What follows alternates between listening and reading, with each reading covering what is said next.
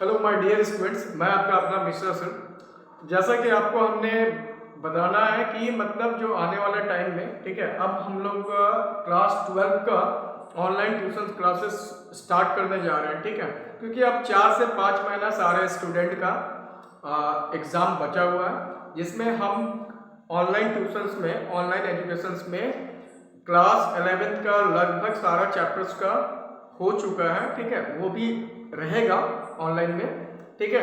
और आज से हम लोग जो है क्लास 12 का कोर्स स्टार्ट करने जा रहे हैं, जिसमें हम चैप्टर 1 इलेक्ट्रो स्टडीज के बारे में हम लोग सारा टॉपिक्स को क्लियर वाइज डिस्कस करने जा रहे हैं, ठीक है। और ये वाले वीडियो को हमारा, जैसे आप लोग ने पहले भी प्यार दिया है सारे स्टूडेंट ने, इसको ज़्यादा से ज़्यादा बच्चों के बीच में शेयर करें। आपको क्लास 12 के लिए बहुत ज़्यादा हेल्प होने जा रहा है, ठीक है। चलो स्टार्ट करते हैं। देखो, सबसे पहला पॉइंट देखो, एकदम आराम से समझते हैं हम लोग। माने इलेक्ट्रोस्टैटिक्स जो चैप्टर्स है ना, उसमें कौन कौन सा टॉपिक हम लोग को पढ़ाना है, कौन कौन सा टॉपिक्स हम आपको डिस्कस करने वाले हैं, उसको हमने पहले बोर्ड पर लिखा है, ठीक है। एकदम आराम से समझेंगे। जैसे देखो, इलेक्ट्रोस्टैटिक्स चैप्टर बहुत बड़ा चैप्टर्स है, उसमें हम आपको धीरे धीरे कंटेंट बताएंगे, धीरे धीरे एक्सप्लेन करेंगे, ठीक है, रेगुलर क्लास। पहला टॉपिक है मेरा इलेक्ट्रिक चार्ज, जिसके बारे में हम आपको पढ़ाएंगे, डिटेल्स पढ़ाएंगे। सेकंड में प्रॉपर्टीज के बारे में पढ़ना है कि इलेक्ट्रिक चार्ज का क्या क्या प्रॉपर्टीज होता है, वो सब है, ठीक है। उसके बाद देखो, थर्ड में है कूलम्ब्स लॉ। कूलम्ब्स लॉ तो एकदम विश्व विख्यात है, कूलम्ब्स लॉ के बिना कुछ नहीं होता है। थर्ड में आपका रिलेटिव परमिटिविटी हमें पढ़ाना है। फिफ्थ में कंटिन्यूअस चार्ज डिस्ट्रीब्यूशन के बारे में डिस्कस करेंगे। 6 पॉइंट में हम लोग इलेक्ट्रिक फील्ड प्लस उसका इंटेंसिटी के बारे में डिस्कस करने वाले हैं। 7th में आ जाओ, इलेक्ट्रिक फील्ड लाइंस के बारे में। इलेक्ट्रिक फील्ड लाइंस का प्रॉपर्टीज भी हम लोग समझाएंगे आपको, है ना। अगला पॉइंट है इलेक्ट्रिक डाइपोल के बारे में पढ़ाएंगे। इलेक्ट्रिक फील्ड ऑन एक्सियल, जो कि एग्जाम में आता भी है। एक इक्वेटोरियल लाइन के बारे में आपको समझाने वाले हैं। उसके बाद एक्सियल और इक्वेटोरियल समझने के बाद किसी भी पॉइंट पर हम लोग इलेक्ट्रिक फील्ड निकाल कर आपको दिखाएंगे, है ना। उसके बाद देखो, टॉर्क के बारे में बताएंगे। इसके बाद भी बहुत सारे टॉपिक्स है जो हम कंटेंट लिखवा रहे हैं सारे चैप्टर्स का, आप लोग पहले इसको नोट करो।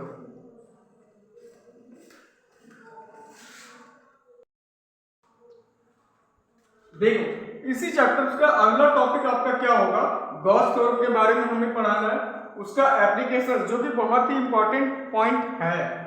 उसके बाद इलेक्ट्रिक फ्लक्स, ठीक है, इलेक्ट्रिक पोटेंशियल पढ़ना है। उसके बाद work done due to test charge. उसके बाद इक्विपोटेंशियल सरफेस के बारे में डिटेल्स समझाएंगे आपको। कैपेसिटर्स में पहुंचेंगे, जिसका मार्केट लैंग्वेज में कंडेंसर्स बोला जाता है, जो पंखा में यूज होता है। डिटेल्स में आपको एक्सपेरिमेंट बताने जाएंगे, ठीक है। उसके बाद कैपेसिटेंस क्या होता है, फैराड लॉ के बारे में हमें पढ़ाना है। Capacitance between two parallel plate, ये जैक बोर्ड में क्वेश्चन पूछा है। Work done due to capacitor. उसके बाद है capacitor in series plus parallel. इसके बाद हमारा सारा कंटेंट खत्म हो जाएगा इस चैप्टर का। इतना पढ़ाने के बाद मेरा ऑनलाइन इलेक्ट्रोस्टैटिक चैप्टर्स खत्म करेंगे। उसके बाद हम लास्ट में आपको कराने वाले हैं न्यूमेरिकल कॉन्सेप्ट, मतलब हर एक फार्मूला पर 2 से 3 कंसेप्चुअल न्यूमेरिकल्स आपको हम समझाएंगे, ठीक है। तो आप लोग बने रहें। चलो हम लोग इस चैप्टर्स को स्टार्ट करते हैं, पहले आप लोग नोट कर लो।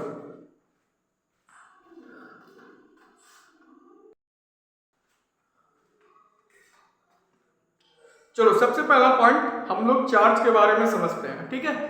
तो चार्ज से पहले हम आपको ये बताना चाहते हैं, ठीक है, कि इलेक्ट्रोस्टैटिक्स फोर्स क्या होता है, ठीक है, इसका मतलब क्या होता है। जैसे देखो, इलेक्ट्रोस्टैटिक फोर्स का मतलब होता है, ये देखो, इलेक्ट्रोस्टैटिक फोर्स मतलब कोई भी 2 पॉइंट चार्ज के बीच में लगने वाला फोर्स ऑफ अट्रैक्शन या repulsion, that is the electrostatic force. मतलब कि कोई भी 2 पॉइंट चार्ज या तो पॉजिटिव नेगेटिव होगा या नेगेटिव नेगेटिव होगा, है ना। 2 पॉइंट चार्ज के बीच में लगने वाला फोर्स ऑफ अट्रैक्शन या repulsion, that is the electrostatic force. याद रखना है आपको। देखो, तो इसका डेफिनेशन लिखो कि the force of attraction, the force of attraction or repulsion between two point charge है ना, इज कॉल्ड या इज नॉन एज, आप लगा सकते हो, is known as electrostatic force. Clear हो गया कि इलेक्ट्रोस्टैटिक फोर्स किसे बोलते हैं, है ना, 2 पॉइंट चार्ज के बीच में लगने वाला फोर्स ऑफ अट्रैक्शन या repulsion, that is the electrostatic force. Okay, अब देखो, अब हम लोग आते हैं फ्रिक्शनल इलेक्ट्रिसिटी के बारे में, इसके बारे में भी सीख लो, उसके बाद हम लोग चार्ज में जाएंगे। अकॉर्डिंग टू फ्रिक्शनल इलेक्ट्रिसिटी, ये देखो एक्चुअल्स में होता क्या है, इलेक्ट्रिसिटी पैदा करने के लिए क्या होता है, कैसे इलेक्ट्रिसिटी को पैदा किया गया है ना, कोई भी दो मैटर्स को, मान लेते हैं ये 2 मार्कर पेन है, ठीक है, कोई भी 2 मैटर्स को आपस में अगर रब्ड करोगे कुछ समय तक तो देखना वो हिट हो जाएगा। मतलब होता क्या है, अगर 2 मैटर्स को आपस में आप रब्ड करते रहोगे तो कुछ समय के बाद इलेक्ट्रॉन्स जो होता है वह एक मैटर से दूसरे मैटर में ट्रांसफर होने लगता है, जिसके वजह से उसमें हीट पैदा होता है, और हीट पैदा हुआ दैट इज द इलेक्ट्रिसिटी। तो heat is a form of electricity, that is frictional electricity, that process is called frictional electricity. तो सिंपल सा लैंग्वेज हम लिखते हैं इसमें, देखो, when 2 matters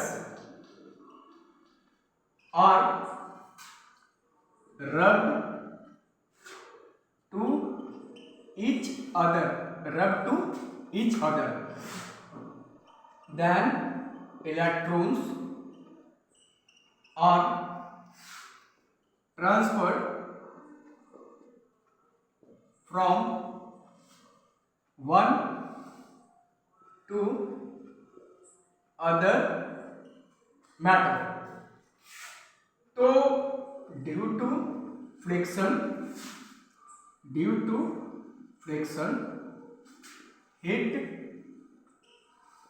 इज प्रोड्यूस्ड, है ना। So this process is called frictional electricity,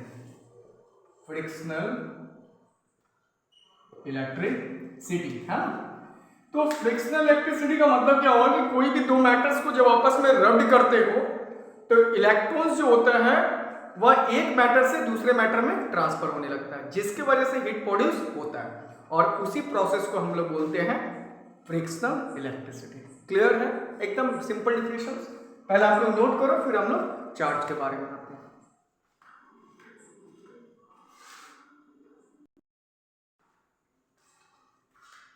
चलो अब हम लोग डिस्कस करते हैं चार्ज के बारे में, ठीक है, कि चार्ज होता क्या है। देख बाबू, चार्ज जो होता है ना वह सारे मटेरियल में पाया जाता है। चार्ज एक्चुअल्स में चार्ज है क्या, जैसे हम लोग ऐसा बोल सकते हैं कि अगर सपोज देखो ये एक मैटर से, ये देखो कोई भी एक मटेरियल लिए, ठीक है, इसमें होता क्या है, पॉजिटिव चार्ज, ठीक है, और एक दूसरा मैटर लिए, ठीक है, इसमें नेगेटिव चार्ज, है ना। तो जैसे ही दोनों को आपस में हम लोग रब्ड करते हैं, ये देखो दोनों को रब्ड किया जाए, घसा जाए, एक दूसरे को फ्रिक्शन किया जाता है, तो होता क्या है ना कि जो इसका इलेक्ट्रॉन्स है वह इलेक्ट्रॉन्स दूसरे में माने पॉजिटिव की ओर ट्रांसफर होना होता है। तो दैट इज द चार्ज, इसी को हम लोग चार्ज भी बोलते हैं। मतलब एक्चुअल्स में चार्ज किसी भी मैटर्स का एक इंटरनल प्रॉपर्टीज होता है, कोई भी मैटर्स का एक इंटरनल प्रॉपर्टीज होता है यार, कि उसमें इलेक्ट्रोस्टैटिक फोर्स पैदा करने का एक जरिया है। चार्ज एक टाइप का इंटरनल प्रॉपर्टीज होता है जिसके द्वारा किसी भी मैटर्स में आप इलेक्ट्रोस्टैटिक फोर्स को पैदा कर सकते हो, that is the charge. Charge is not a object, charge is the internal properties of the matter by virtue of which its electrostatic force will be produced. That is the charge. Okay, देखो तो इसका definition हम लिखते हैं, the charge is an internal properties of the matter like as electrons या protons by virtue of which its electrostatic force is produced. So this is charge. Simple definition. अब देखो charge को हम लोग डेनोट किससे करते हैं? चार्ज का सिंबल क्या होता है? चार्ज को हम लोग डेनोट करेंगे Q से. It is denoted by small q या फिर कैपिटल Q. स्मॉल q या फिर कैपिटल Q. ऐसा यूनिट कूलम्ब. क्या होगा चार्ज का ऐसा यूनिट? कूलम्ब, है ना. अब इसमें हम लोग ये भी बता देते हैं आपको कि चार्ज एक्चुअल्स में दो भाग में लिया जाता है. सबको पता होना चाहिए, एक प्रोटॉन्स और एक इलेक्ट्रॉन्स. इसके बारे में समझिए. प्रोटॉन्स पॉजिटिव चार्ज को बोला जाता है, पॉजिटिव. ठीक है. मास प्रोटॉन्स का कितना होता है?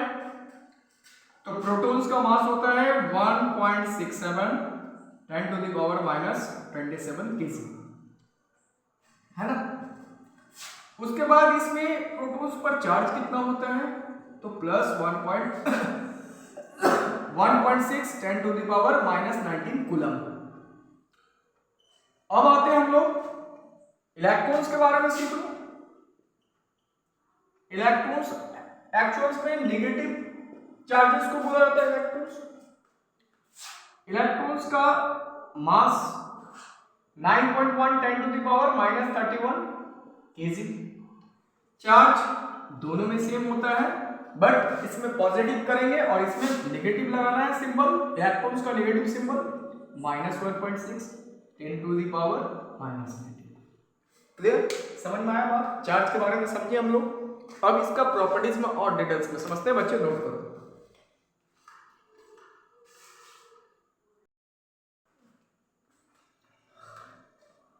देखो अब हम लोग आते हैं प्रॉपर्टीज ऑफ चार्ज. बारी बारी से प्रॉपर्टीज लिखते भी हैं और समझते भी हैं. प्रॉपर्टीज ऑफ चार्ज, है ना. अब देखो होता क्या है. पहला प्रॉपर्टीज सिंपल सा समझो. पहले समझो, अगर आपके पास एक पॉजिटिव चार्ज है और एक दूसरा भी पॉजिटिव चार्ज है, ठीक है, तो दो सेम चार्ज के बीच में दोनों ही कौन सा चार्ज हुआ? Same charge. क्या हुआ? दोनों सेम चार्ज. और दोनों के बीच में जब सेम चार्ज है तो आपका रिपल्सन फोर्स लगेगा. कौन सा फोर्स लगेगा? Repulsion force. ठीक है. अब दोनों के बीच में अगर मान लो एक पॉजिटिव है और एक नेगेटिव है, डिफरेंट चार्ज है,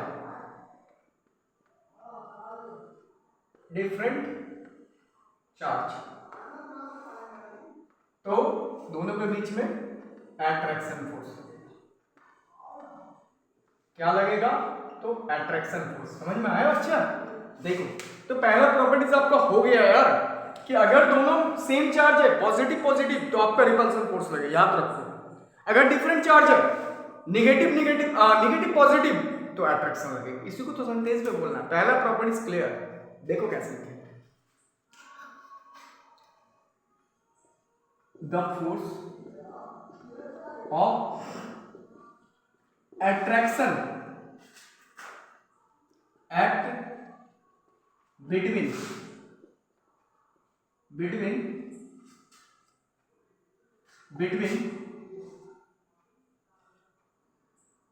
the force of attraction act between two different charge and repulsion between two same charge, है ना, ठीक है। रिपल्स लिख दिया ना, repulse between two same charge, हाँ रिपल्सन दे दो, ठीक है। पहला प्रॉपर्टी हो गया। दूसरा आते हैं the charge is additive in nature, बता रहे the charge is additive in nature. इसका मतलब समझते हो कि मतलब चार्ज को आप जोड़ भी सकते हो, चार्ज को आप जोड़ भी सकते हो, है ना, कि 5 कूलम 6 कूलम 10 कूलम तो जोड़ दो, निकल गया टोटल चार्ज को हम लोग जोड़ सकते हैं, लेकिन माइनस नहीं कर सकते। देखो होता क्या है ना, जैसे मान लो Q1 का वैल्यू 5 कूलम, Q2 का वैल्यू हमने 6 कूलम, टोटल चार्ज बच्चा कितना हो गया Q1 प्लस Q2 यानी 5 प्लस 6 यानी 11 कूलम। चार्ज को आप जोड़ भी सकते, नहीं जोड़ सकते, ठीक है। तो इसका मतलब हुआ कि फॉर्मूला बन गया मेरा Q1 plus Q2 plus Q3 last Qn तक, ये एक फॉर्मूला बन गया एडिटिव वाला। तीसरा हम लोग आते हैं इन एन आइसोलेटेड सिस्टम, बताएंगे the total charge remains constant, है ना।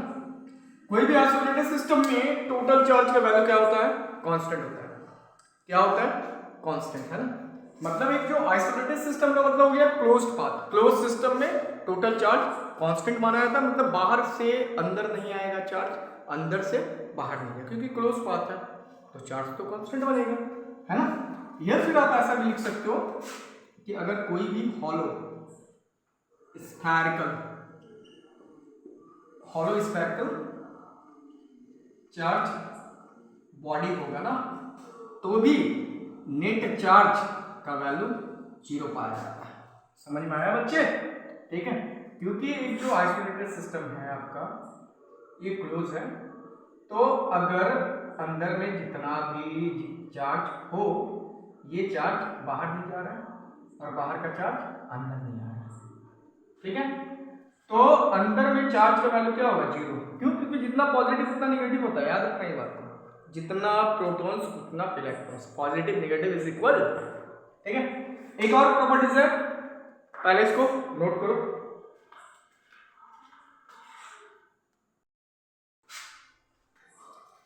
देखो अगला प्रॉपर्टीज मेरा चार्ज के बारे में है। चार्ज इज क्वांटाइज्ड, है, मतलब द चार्ज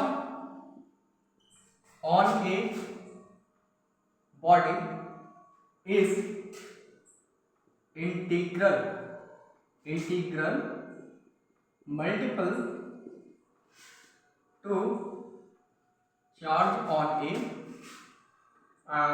इलेक्ट्रॉन्स, है ना, ठीक है। मतलब देखो समझाते हैं, ये बड़ा इंपॉर्टेंट प्रॉपर्टीज है, एग्जाम में पूछा है। चार्ज इज क्वांटाइज्ड का मतलब क्या होगा, सबसे पहले तो क्वांटाइज समझो ना। क्वांटाइज जो मेरे भाई वर्ड है ना, वो आपका क्वांटिटी से आया है। क्वांटिटी का मतलब होता है जिसको हम लोग मेजरमेंट कर सको, माप सको। मतलब आया ना कि चार्ज को हम लोग मेजरमेंट भी कर सकते हैं, किसी भी मैटेरियल में, बॉडी में कितना चार्ज है वो मेजर कर सकते हैं। तो उसी को मेजर करने के लिए तो फॉर्मूला आएगा ना। तो कैसे मेजर करेंगे, देखो पढ़ो उसको। The charge on a body is integral, सबसे पहला पॉइंट इंटीग्रल। ये देखो इंटीग्रल का मतलब होता है इंटीजर, इंटीग्रल का मतलब इंटीजर, और इंटीजर का मतलब होता है कि पॉजिटिव और नेगेटिव। जैसे ये +1 +2 +3 +4, -1 -2 -3, है ना, -4, ठीक है। तो ये वाला जो वैल्यू है ना, इसको बोलेंगे पॉजिटिव इंटीजर। क्या बोलेंगे? Positive integer. और ये वाले को बोलेंगे नेगेटिव इंटीजर। ठीक है, तो इंटीजर में दोनों आता है, एक पॉजिटिव और एक नेगेटिव। देखो तो सिंपल सी बात है कि चार्ज ऑन बॉडी लिखा हुआ ना, चार्ज ऑन बॉडी, कितना चार्ज है? Q। इंटीग्रल मल्टीपल, तो इंटीजर को हम लोग प्लस माइनस n मान लें। प्लस n का मतलब नंबर ऑफ प्रोटॉन, ठीक है। माइनस n का मतलब होता है, माइनस n का मतलब नंबर ऑफ इलेक्ट्रॉन्स, ठीक है। उसके बाद चार्ज ऑन इलेक्ट्रॉन्स, तो चार्ज ऑन इलेक्ट्रॉन्स, देखो चार्ज ऑन इलेक्ट्रॉन्स का सिंबल क्या होना चाहिए? स्मॉल, ठीक है। अब देखो according to theorem charge on a body Q मानेंगे, Q क्या माने? Q इज इक्वल टू, है ना, is equal to, is integral equal to, तो इंटीग्रल मल्टीपल कितना है? प्लस माइनस n, किसका? चार्ज ऑन इलेक्ट्रॉन्स, है ना। तो मेरा फॉर्मूला बना प्लस माइनस n। भैया मेरे आ गया ना Q equal two plus minus n, मतलब किसी बॉडी में कितना चार्ज है निकाल सकते हो, क्योंकि आपका स्मॉल e तो पता है -1.6 10 टू द पावर -19 कूलम। सिर्फ नंबर मतलब इंटीजर के बारे में आपको जाना, मैंने नंबर कितना नंबर होगा वो पता करना है, बाकी टोटल चार्ज तो निकल जाएगा, है ना। तो ये हुआ आपका पूरा चार्ज के बारे में हमने डिटेल्स पढ़ाया। अब आपको हम नेक्स्ट वाले वीडियो में हम लोग आएंगे जो कि कूलम्स लॉ इन इलेक्ट्रोस्टैटिक्स के बारे में पूरा डिटेल्स कंसेप्ट क्लियर करने वाले हैं, ठीक है। तब तक के लिए थैंक यू। मेरे वीडियो को शेयर करना ना भूलें। क्लास 12 आपके लिए स्टार्ट हुआ है। Thank you.